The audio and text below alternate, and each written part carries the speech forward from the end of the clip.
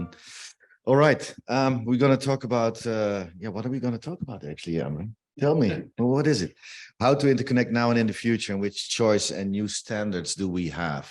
Again, a mouthful, but it will be absolutely interesting, and that's something I can promise you. So thank you for joining.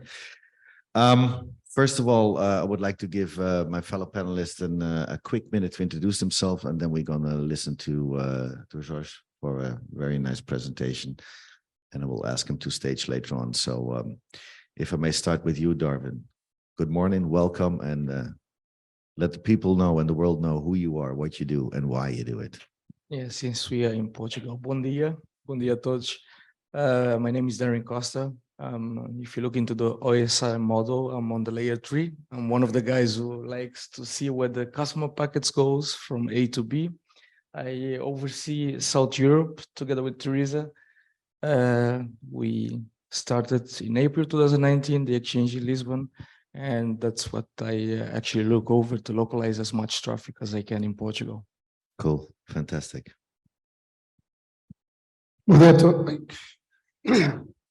It's just to wake you up, guys. Sorry about that. It seems that my coffee was strong now. Okay, bom dia a todos. My name is António Nunes. I'm a member of Forspiro. Forspiro is a consultants for sale company. And we are also developing IXP in Madeira. Okay, thank you. Welcome and good morning. Good morning. I'm José Pedro Nascimento. I'm the network engineer and operations director for Altice Portugal. And I'm very glad to be here today with you. Thank you, and we're more than happy having you. Emre. Good morning, everyone. Hello. I'm Emre. I'm regional manager in AM6, Amsterdam Internet Exchange for Europe and Central Asia. Happy to be here today. Looking forward to our discussion. Hi, good morning. I'm Alessandro Talotta. I'm executive chairman at MIX Milan Internet Exchange. Probably you know. So we are here happy of interconnecting all of you. And let's see the panelists. What would be the discussion? Thank you. Thank you so much. And last but not least, Emmanuel. So Emmanuel Becker, I'm MD for Equinix in Italy, and I'm here present because Equinix is owning Equinix Internet Exchange, which is present in 43 locations. Thank you so much, and welcome, gentlemen, to this panel. So now, ladies and gentlemen, I would like to, with all honors, invite George to the stage to give us his keynote presentation of today. And thanks again to Altice. And what are you going to talk about? What will be? Talk a little bit about how to interconnect. We have discussed that yesterday a bit on the first panel, but also how Altice can help here in Portugal to interconnect. So, guys, good morning to all of you. I hope last evening was as fun as it looked to be when I just exited to try to finalize. I see some tired faces, so I'll try to be as brief as possible. So once again, welcome to Lisbon, welcome to Cascais. For us, it is an honor to have you present in here. And so, without further delay, let's move forward. So just a really brief introduction about Altice Group. We are present in 6 main territories with several different brands, but all part of the same group. Now, the latest investment is United Kingdom, as you all might know. In terms of Altice Portugal itself, we have quite a long history. We are the ex-incumbent in Portugal, so it comes a long way, now almost a century old. But, well, when we talk about old, it's not like sad. No. We are getting wiser, like Gandalf, okay? We are getting riskier, like, I would say, Indiana Jones. We are getting younger, like Benjamin Button. So we're here to help in whatever you need in terms of connectivity in Portugal and outside of Portugal also. So,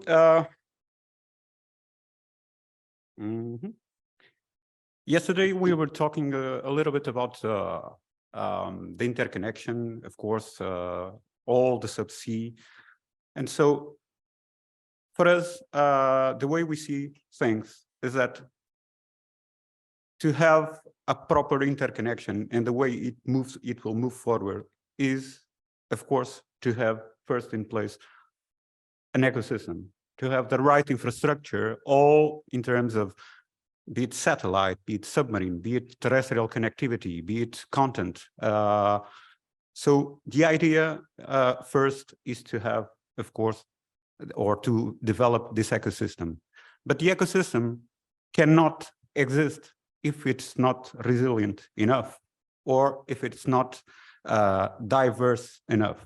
So a lot of connectivity is needed, different routes, very resilient routes, possibly whenever ducted, but also by interconnecting all in all places, everywhere, at any time with anyone. So that's what we think in terms of flexibility also. And so this is what is happening right now in Lisbon, and what we see that has been helping to build this ecosystem in Lisbon. So if you see the yellow dots and the gray dots on the map, those are all critical infrastructure and into the Lisbon metro area. We are talking about CLSs.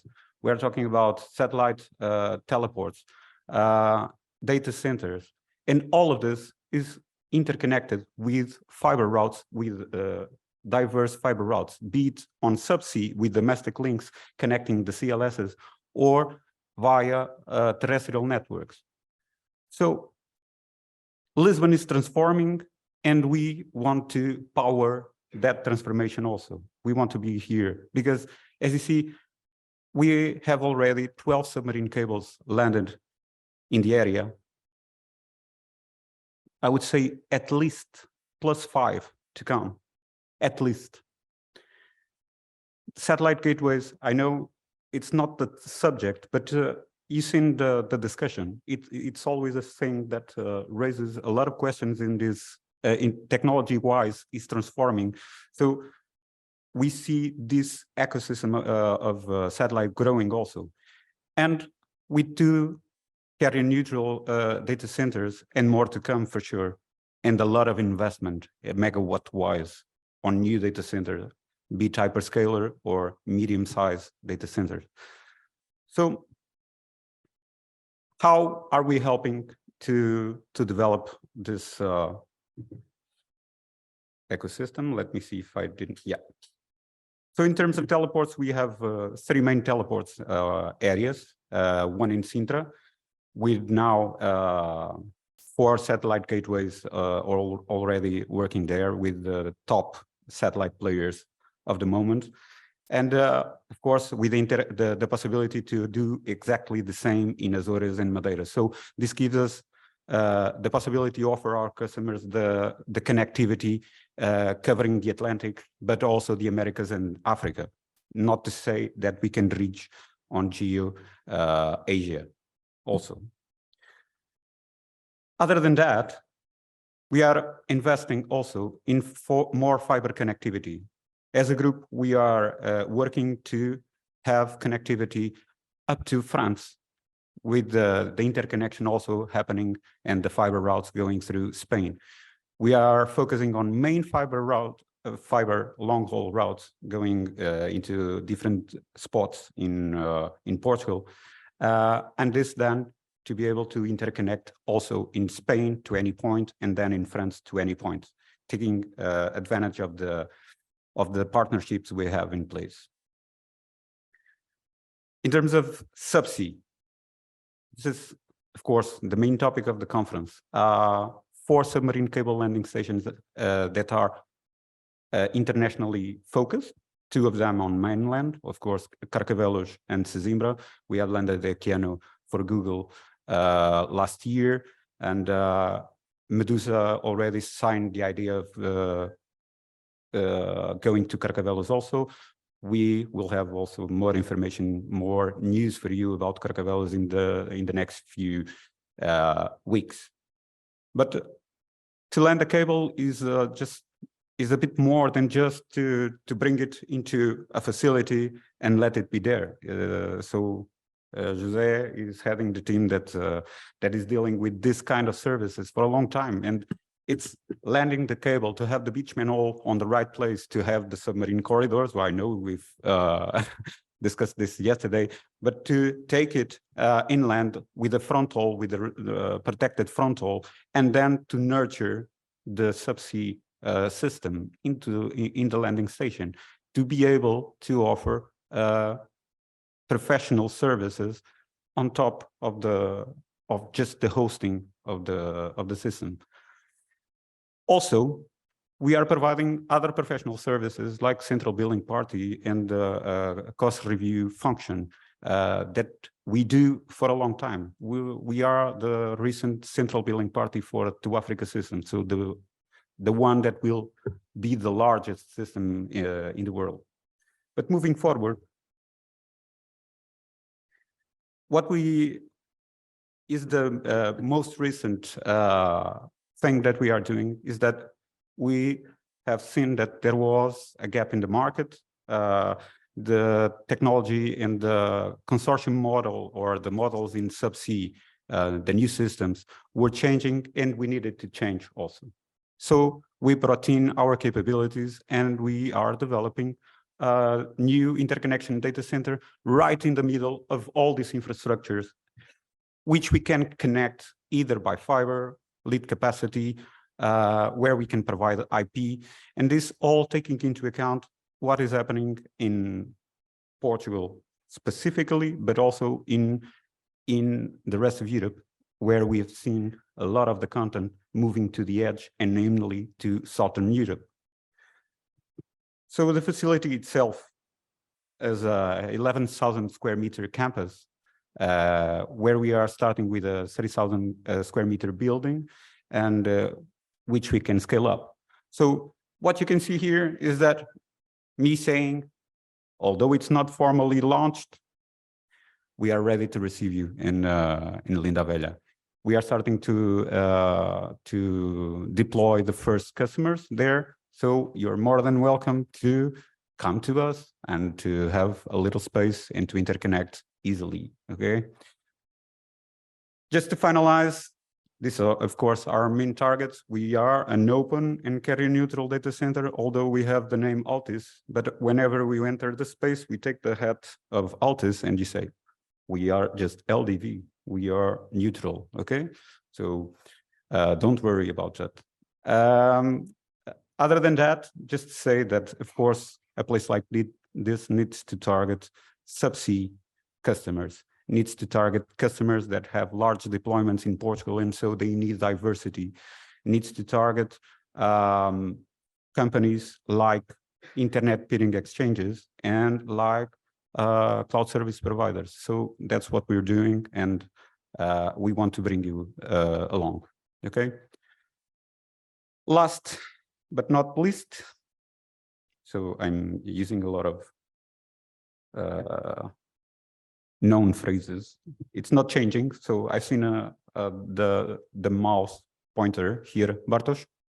It's not changing. No. Okay, thank you. Just to finalize, we see ourselves as the enablers of the Portuguese ecosystem. We will help you to reach any point in Portugal. We will help you to co-locate. We will deliver turnkey solutions for you with O&M, with the co-location, with the connectivity. And so for this, we need to be more open and flexible. That's what we are doing right now. And to deploy, of course, high quality connections. So I hope you're still awake. I'm just speaking louder so we can bring the panelists some attention. Thank you all once again. It was a pleasure, and I hope you enjoyed this panel. Thank you.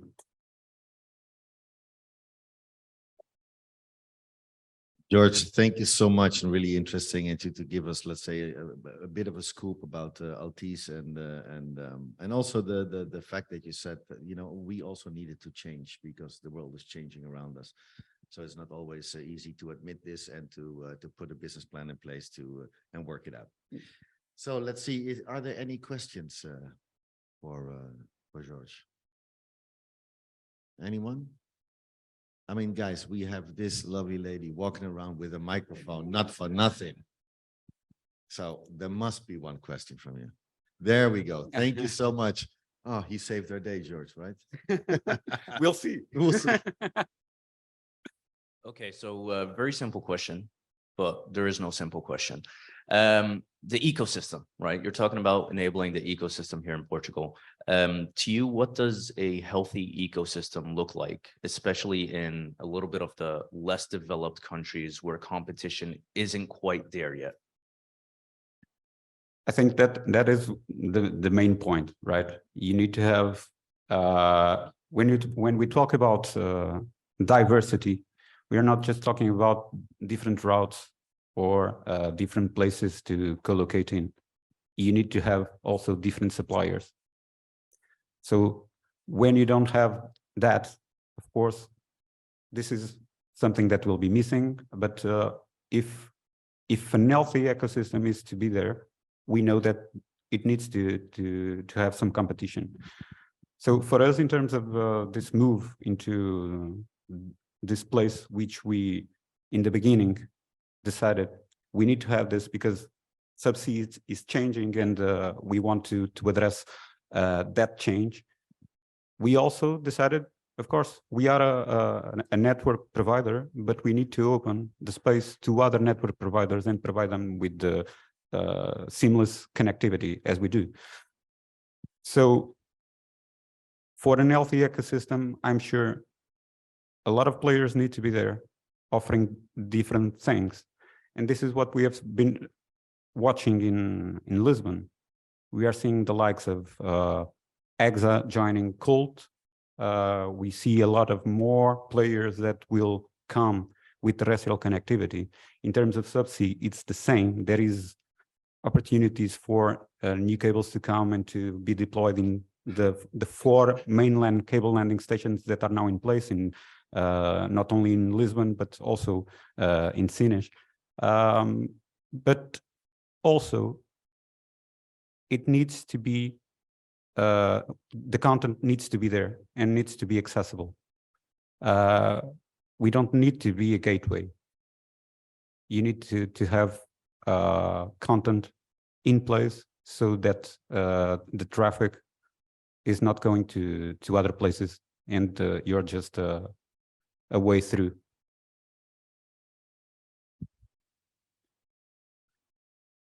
Of course, we have a question from you, right? Thank you. Sorry. I didn't come last night. That's why I'm awake. George, a question. We are seeing a lot of data centers being built. You mentioned the question of having content stored more next to the edge of the networks. Why is this new data center what should I say, an advantage to the connectivity ecosystem in Portugal when we have a lot of data centers built in Europe, where you have more content being delivered and also being transmitted to other points of the globe. Mm-hmm. You already have, I believe, 2 or 3 data centers in Portugal. More, yeah, so that's the question. Yeah, that's the question. So is this going to be like a white elephant, or do you expect to have demand, high demand for the data center Yeah. in the short term? First of all, I think if you look into any proper hub in Europe, you don't get any of them to have one single interconnectivity data center, because you need diversity. And I don't want to repeat myself, but in Lisbon, this is more important when you are the first in Lisbon and in Portugal as a whole. When you are the first country you can reach when coming from West Africa, when coming from South America. So you need to take that into account and to develop the ecosystem, and to be able to tell your customers or your future customers that you don't need to take your network up to London and add latency and add costs, or to go to Marseille when you're coming from West Africa. You can drop your capacity in Lisbon. So these are points that we see as really important. The last one, and I don't want to take more time from the panel, but the last one, in terms of the white elephant, we are not talking about, on our case, we are not talking about building a several megawatt data center. We are building a small scale data center that only focus on interconnectivity. And on that regard, at this point, I'm sure it won't be a white elephant, because we have done the work prior to the launching. And so we are now deploying our first customers, and we are looking to possibly expanding what we have right now. So I'm sure that. Thank you. Okay, we have another question coming. Hello, good morning, everyone. How do you see here in Portugal? Well, and how do you see the overall idea of having a neutral data center, which is sort of capitalized and with the network capitalized with the local operator? Because we know that for many examples in the world that the companies will willing to be in neutral data centers and not to be connected to local operators. Indeed, it's themselves. They like to go to be free to interconnect and not be completed attached to the prices of the backhauls and everything. So as we said, yes, Altice does have some infrastructure that are our own. Okay, for this one, the approach is completely different. And now we are talking with 4 different network providers in Portugal. I would say not 4 or 5, to bring their connectivity in. And to be honest, any player entering the building, they don't have to use the Altice connectivity, or in this case, the owner of the data center connectivity. They may use whatever they want. So in that case, for us, it's quite straightforward. We have the conditions for any player who wants to come in to be able to deploy their network with flexibility, okay, and with the prices that are below market. So on that case, we're totally comfortable with that. Thank you. Okay, I think that's it with the questions. If you have even more questions or they pop up later, I think you're still around. So I'm still around. okay. If you want to talk about co-location. Can you elaborate a little bit about the internet exchange in Portugal? If I can elaborate. Well, I would leave that to the panel itself. But yes, there are internet exchanges right now in Portugal. There are some that want to come into the ecosystem. we'll see how it will develop. But I would leave that to the panel because internet exchanges are around. So I would leave that to the panel. So Okay, thank you so much. So thank you so much, George. Thank you.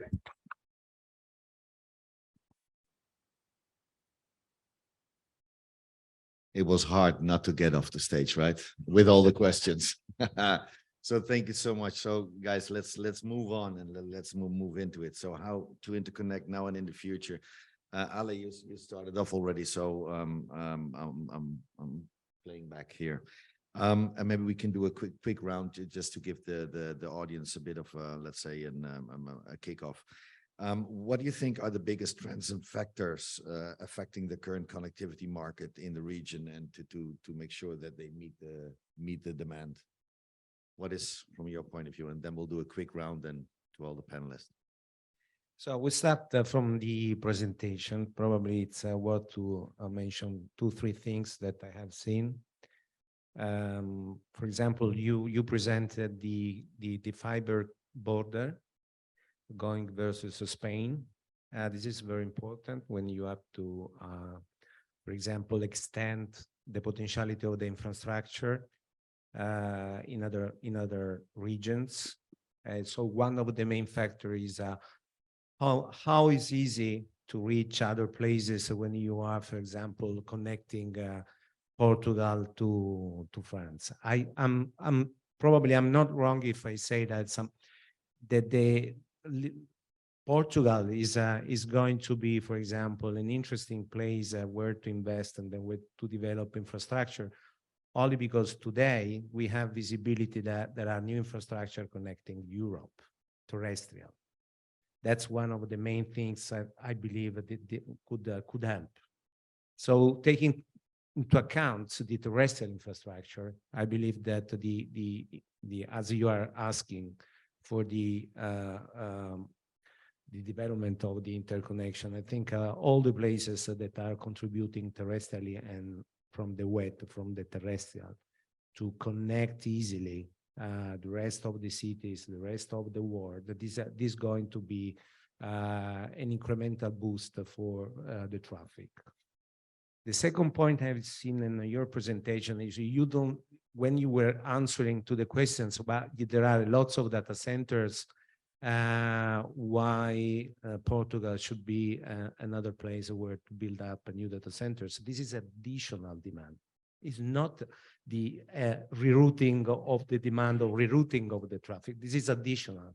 So the investments goes where there is additional demand, not where there are already a competition or where you say, okay, I'm going to leopardize the current demand. So what I think is additional demand will be spread in the Mediterranean very soon.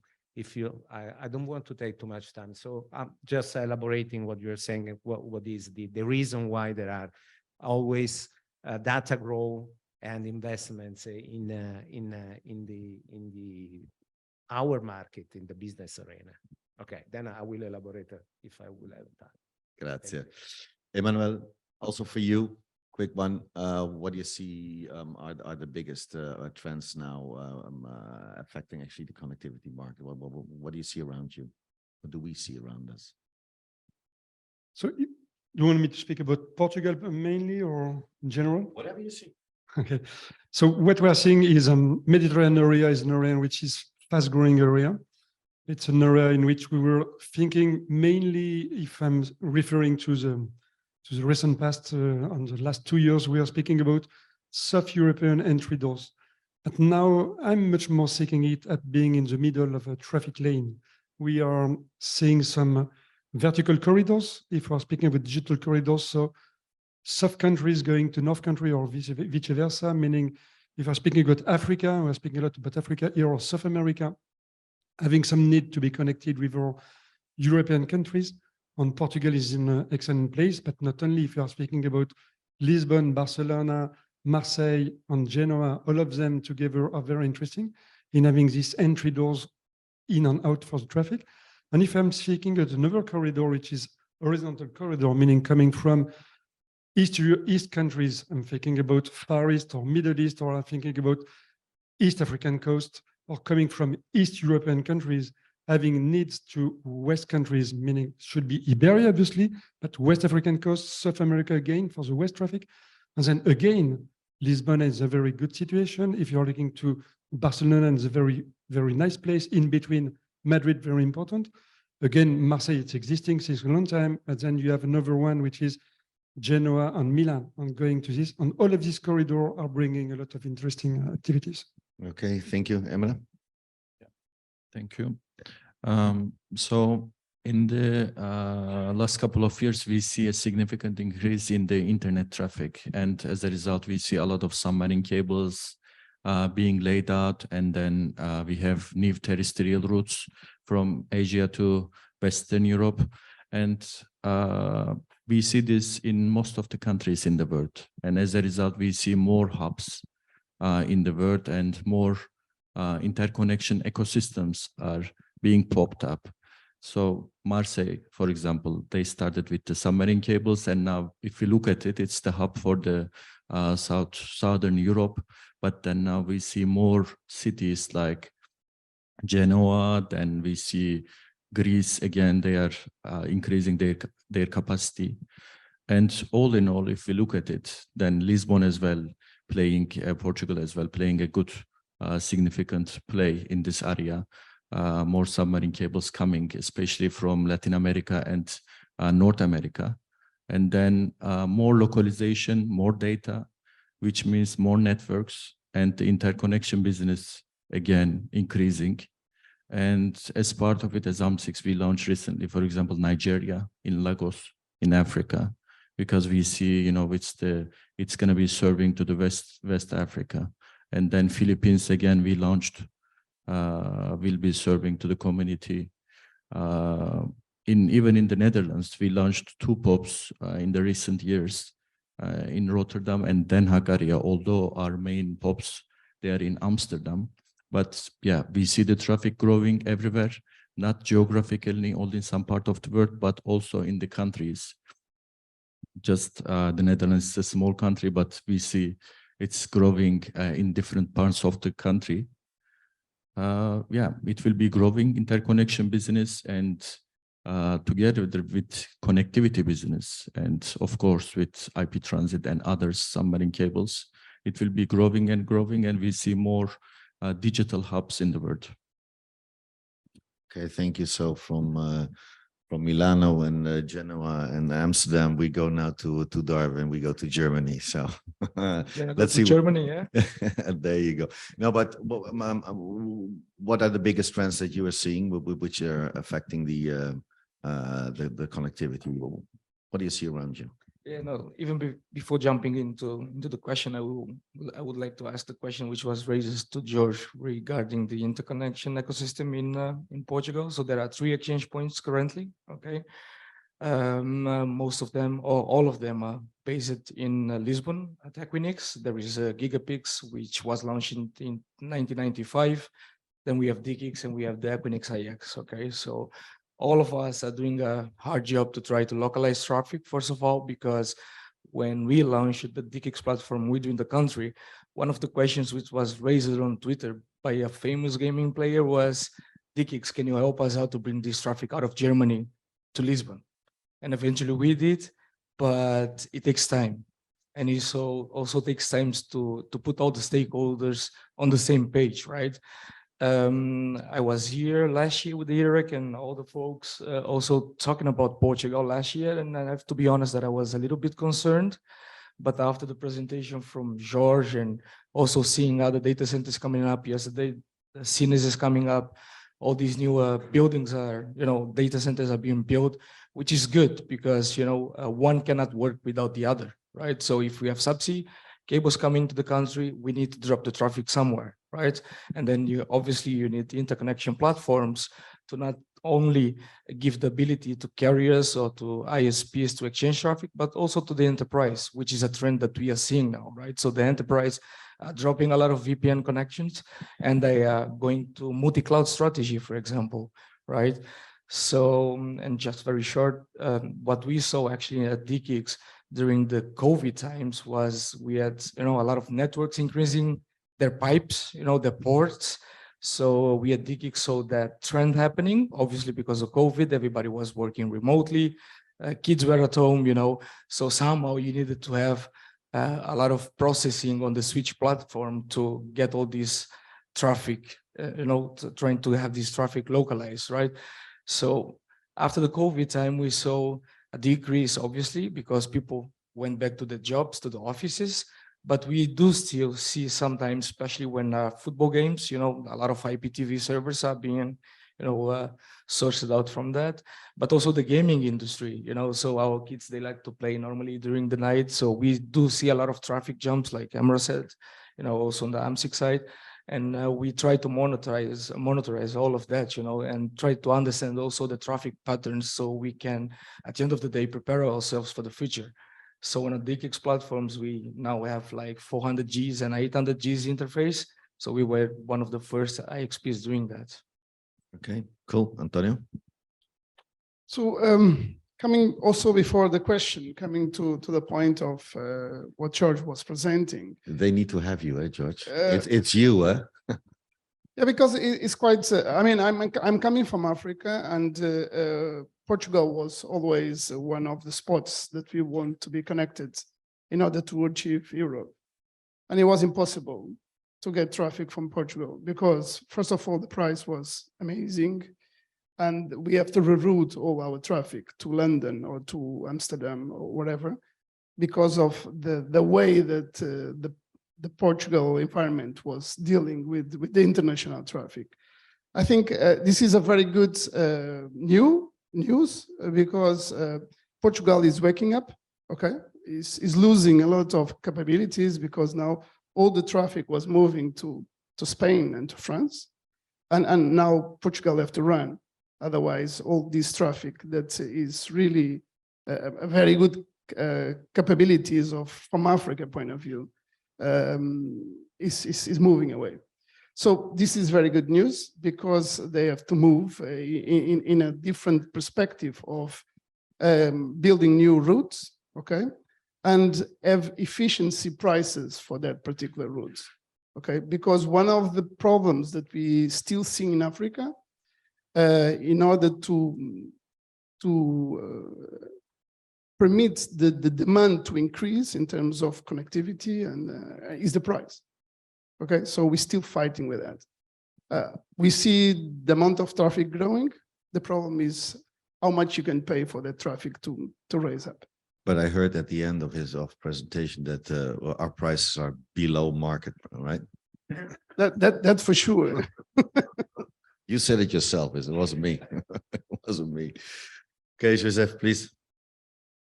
I will present, I'll give a different vision, different approach of the main drivers that we're facing right now. So mainly it's non-linear video streaming.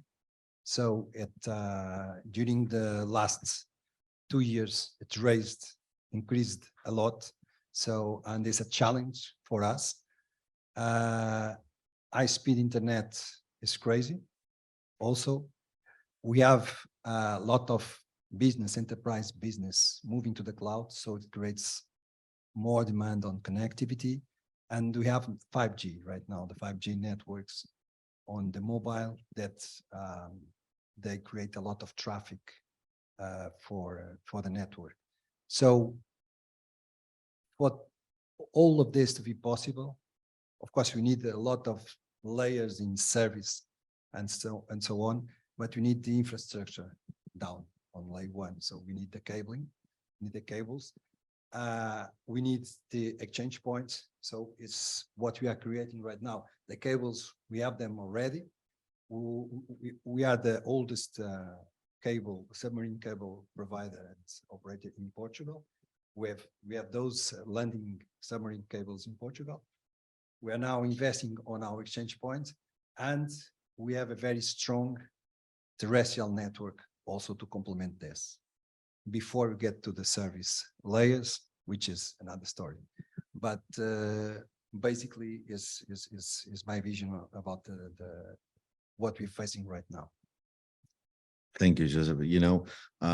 Just a side note. I mean, you said you're the oldest. Well, I learned with my age that I now say the most senior. You know, that helps. That helps. Trust me. Trust me. It's probably or most experienced. Well, that's a bit arrogant. Wiser, right. wiser, like said George, wiser, old and wise. Well, again, old. No, no. Anyway, okay, guys. Darwin, this is your one. How can the Internet Exchange provide more cost-effective interconnectivity within the complex ecosystem emerging from the cloud? There you go. Yeah, no, I'm glad we have someone from the engineering team from Altice also on the panel with us, because we do see, well, you know, we carefully listen to our peers. Obviously, we need to do that, right? But if you look into the traditional XPs, you know, traditional XPs were built where you have a single interface as a network. You go in, you peer, you exchange traffic, right? So at DKIX, we saw that it doesn't scale. So we needed more than that. So in one single port, we added more services, you know, like cloud services, like DDoS mitigations, like, you know, remote connections. And believe it or not, you know, we do have a lot of, for instance, a lot of Brazilian networks who for some reason want to go to Madrid for, I don't know, telenovelas, IPTV servers on there, or football games in Germany, or whatever the content is. But with one click, they easily can go into our portal, which we do have an API to make their lives easier, so they can reach, you know, whatever capacity they need. They can have this, you know, implemented from with a single click. Let us put it that way. And yeah, we do invest also a lot in research and development, because, you know, we need to be on top of the game, and this applies to the different chains, right? We were talking yesterday a lot about the regulatory. I won't go that way today, but also for internet exchange points, we need to understand what are the needs of our peers, right? So we, for instance, let me give an automotive industry in Germany. It's growing, it's booming, right? But how do you think all these Tesla cars can communicate and exchange or storage data, send data to the main servers? You know, all of this is just growing as much as we can see it. Obviously, it takes time. You know, it's like it's a processing. We need to support them on that. But we are seeing good things on that, right? So, for instance, we have the DKIX as a service product, and we have one of our partners here, Mohammed from ASICS in Kinshasa, right? So before we even go into Kinshasa, our mainly first question is, why do we need us there? Right? Because you already have an internet exchange point in Kinshasa. So we don't want to go to the country and make war between one and the other. But no, you know, the good thing is, let me give you the example from Marseille or from Madrid. Let's put it Madrid in the picture. Before DKIX went to Madrid, there was Xpanix, right? Traditional internet exchange point. When DKIX came on board, you know, it was like, oh, what are you guys doing here? And so on and so forth. But now, if you ask our partners from Spanix, how do you see the market? Madrid is like the spot you cannot miss today, right? Because everybody gains, because one network might decide to go to Spanix, the other network might decide to go to DKIX for redundancy proposals, or just because there are some unique networks in one and not on the other. There are multiple factors on that. But going back to the DKIX as a service very quickly in Kinshasa, so the reason why we went there, it's also to support the community. And, you know, beside of the traditional IX, we might provide additional services together with our partners, for instance, for the government, right? Because the digital transformation is growing everywhere. And if one can have so many services in one single interface, I think this is all they want. Okay, please, Ale. Well, just to clarify one point, I think is important. When we speak about IXPs, the model, it's a traditional model we are following, for example, as a mix in Milan. One of the scope of mix is to help the community. We are a platform that try to help the small, very small operators, internet service providers, to be connected. And we are we try to habilitate and then to make everything efficient for them, because otherwise they will incur in problems in relationship with the big internet service providers, for example. So our main role is to facilitate the increase of internet and the democracy of internet in the markets. That is the main scope of the internet exchange.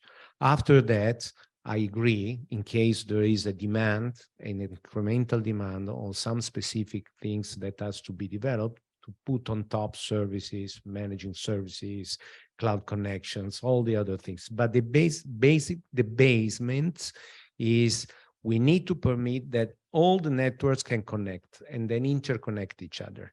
This is the scope of internet.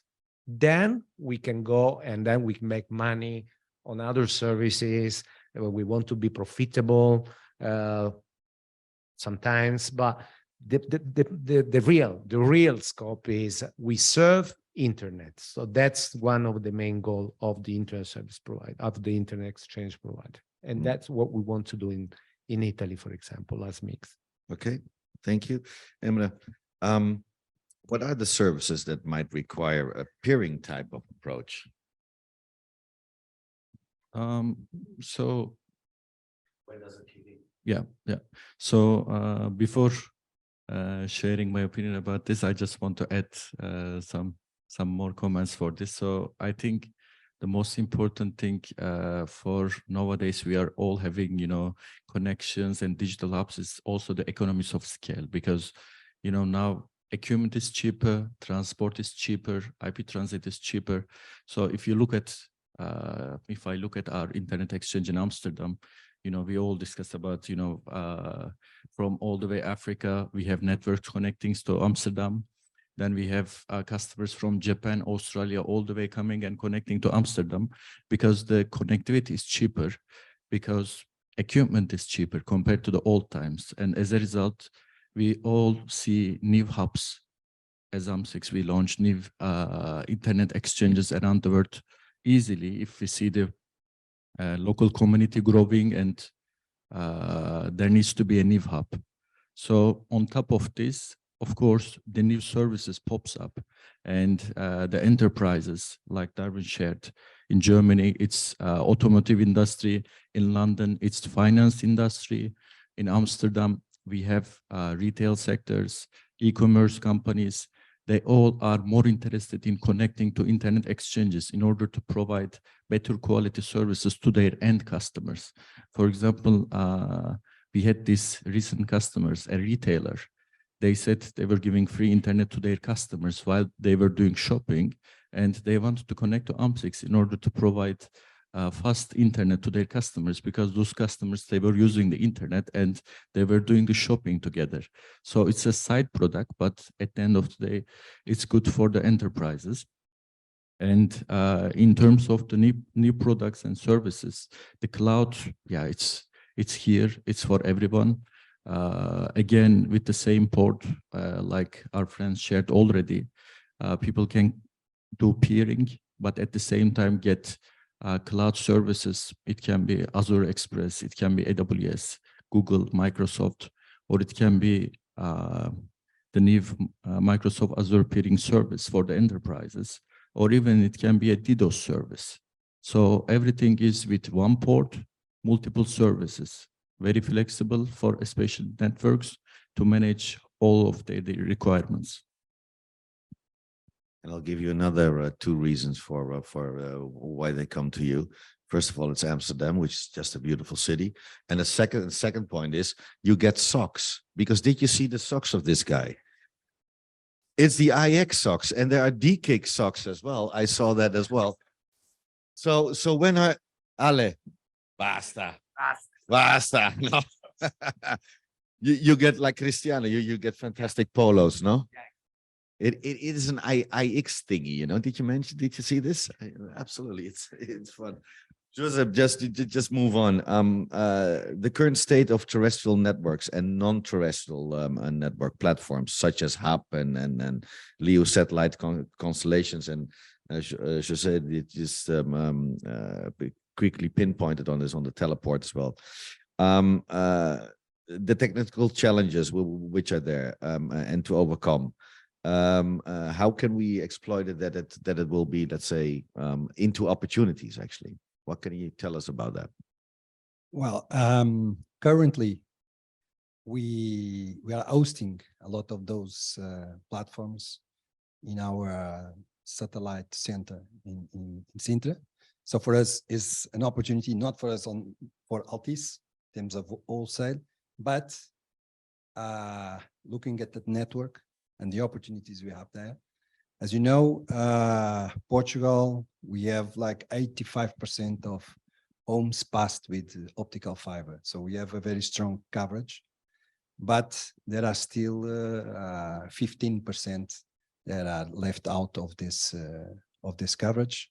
The mobile, we have like 99.9% of population covered, but in terms of area, it means less than 95% because we have forests and stuff. And we think that even in a small country like Portugal, but if you look at other countries, largest countries with a lot of area, I think all these satellite operators can offer these opportunities of going to remote areas where it's not economically viable to invest in infrastructures like fiber or even mobile service. So we're looking very closely to this opportunity because if you want to have a country or an area 100% covered for everything, even for emergency service and stuff, we need definitely go to satellite services to do that. And I'm talking about Portugal. Like I said, it's 80% covered with optical fiber. If you go to other countries, even in Europe, Spain, Germany, where the fiber penetration is lower, then it's really, I think it's really can be a big opportunity for those countries, in those countries. Okay. Please, Antonio. Yeah, I think yesterday we already talked a bit about it, and the satellites will be quite important for the access network. Okay, places like Africa, where the accessibility to the digitalization is still very, very small because of the access network. So these infrastructures will be quite important in order to cover all of that. Of course, the big demand will be on the cables, okay, because the throughputs of the satellites, even if there are many, they will be quite small. But it's a very important role of the entire network, this constellation of satellites, in order to cover that particular areas where the access networks is too expensive to be sustainable. Of course, now regarding to the cables, okay, and to the exchange, it will really depends on the services that are demanding. Okay, we still in Africa have a very big problem about health, and if we could bring digitalization to this health process, we will help the people there a lot. So for that, we need satellites because it will be cheaper and they will be more efficient. Okay, thank you. Emmanuel, what should we look out for? What is your, if we scope a little bit the future on the interconnect side, but what will we see? What can we expect?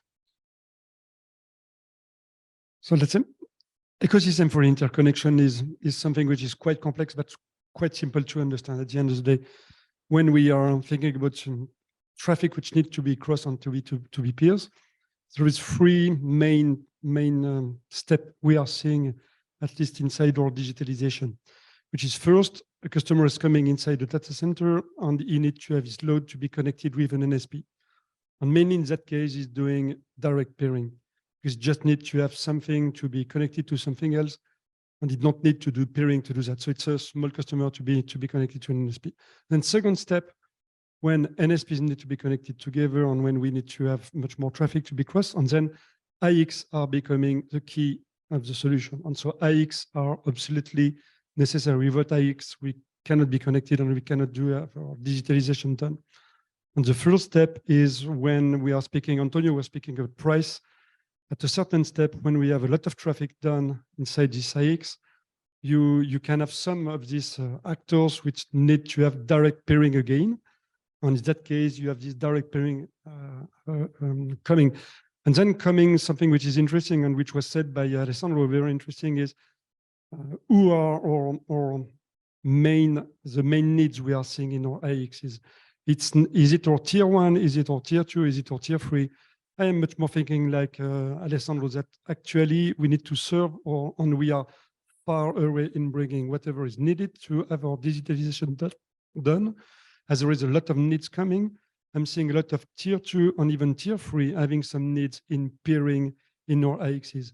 So what I'm feeling is we are already doing a very good job, because if not, digitalization is not happening, and we should have not being able to attract in our South European countries these big actors, big digital actors coming.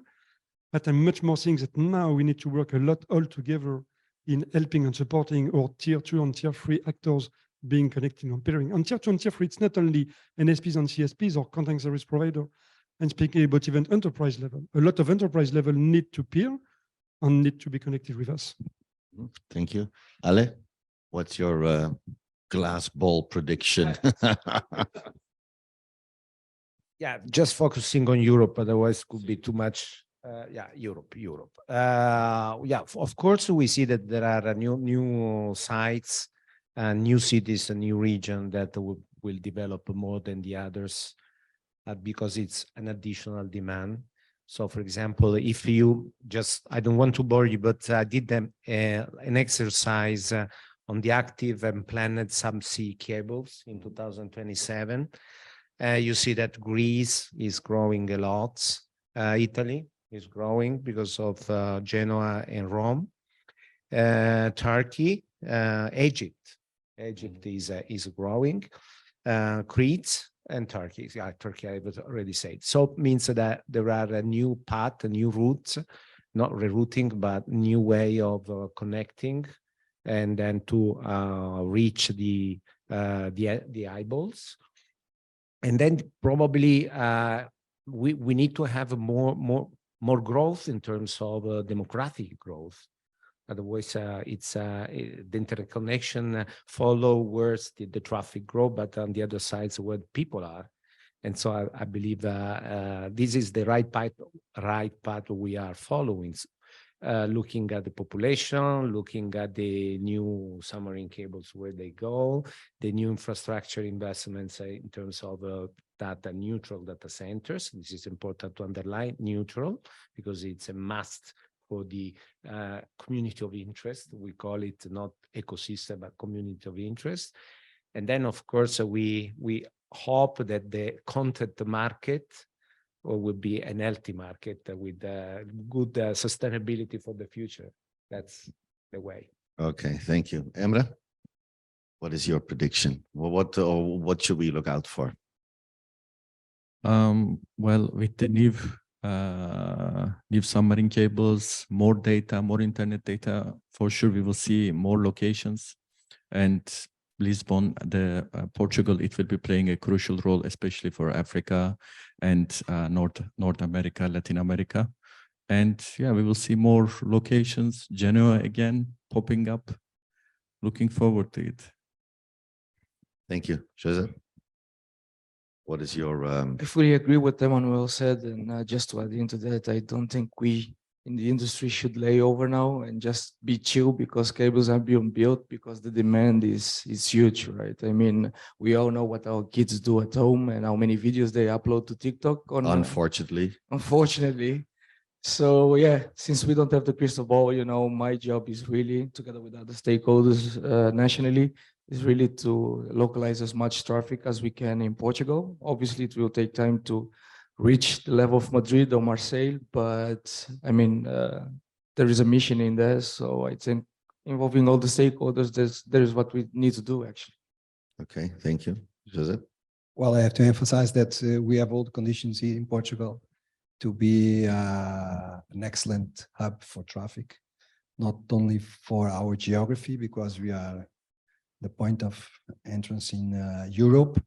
We have our landing stations, and we have now our exchange point, and we have a very strong terrestrial infrastructure, fiber optical terrestrial infrastructure. So that's my view here. Okay, thank you. Antonio, for you as well, last but not least, but to give us, what do you think that we should expect? And I also would like to know, what is your wish list? So we are doing our part, as the other panel is also saying. The most important things for the internet exchange is really to interconnect the players. We are doing that in Madeira. So we are launching IX in Madeira called MedKicks, okay, exactly to develop this ecosystem and to bring all the digitalization together in the island, because we think Madeira is a quite important spot. It's the European most close to Africa, and we have to develop that part of that. So we are on the process to do it already. Okay, thank you. Are there any questions, ladies and Eric, gentlemen? just one more. Yes, Luca, thank Eric, you, my Eric, savior. Eric, just one more point. Yes, please. And we will give you the 7 Gs when you're in Bali as well. You know, and that's a friend. Thank you so much. I need that 7 Gs. Luca, please. Yes, thank you, Luca from Nokia. So a question from the plumber side. We all understand that bandwidth is going up. That's the trend over the last 30 years. But I don't know who's taking the courage to answer. How do you see overall the economic side of the thing? So is that translating into higher revenue and margins, or we are always back to keep decreasing the price and so on? What's your view on this? You mean, what is your strategy on price erosion, right? Yeah, in essence, yes. So, okay, who wants to take that? Who would be? I mean, you pinpointed. We'll take it just because I have experience on in dealing with P&L and financial things, so it's probably easy for me. I think I'm going to distinguish, because the margin squeeze on the telecommunication market related to the internet service providers has been already. You can read every day that there is big problems. It is related on the mobile networks, is related on the fixed networks, and so maybe the only probably solution proposed is the consolidation of the market. So you have to deal with the price that is no more than 10 euro, and then you have to get hundreds of gigabits. And the other side, you need the scale, otherwise you are not efficient. So the consolidation of markets is a must. On the data center side, is a perpetuity growth financial system. So this is good for the funds, equity funds or infrastructure funds. So they like to invest, and I see still margins there. Maybe squeezing a little bit, but I don't see that will be problems in the next 5 years. The IXPs are okay, because we are poor since the beginning, so we can manage with few money, so no problem for that. So content, I see the problem in the content at the moment, because they have they are so cycling, so the economy is now in a very bad situation. So I think they are going to suffer a lot, and when they suffer, they don't invest, and then we all suffer. So that's probably one of the main focus for the next years, on which we have to take care. Okay. I don't know if I Grazie. Thank you, Luca. And Luca, we can hear it to listen to Luca in 25 minutes, right, Luca? In the next session. So, ladies and gentlemen, any other, of course, how could I forget? Of course, you have a question, please. No, just addressing this question of price and content providers. So we know that the European Commission and BEREC is looking into the question of imposing or not large content providers the obligation to pay for network access to network operators.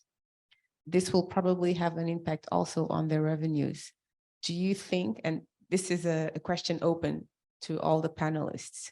Do you think that this might have also an impact on the revenues of IXP providers? Manuel? If I may, on this point, there is a simple rule in economics, is if you need to pay something, you will be someone else to pay for you. So at the end of the day, if content provider need to pay for this, it will come back to end customers.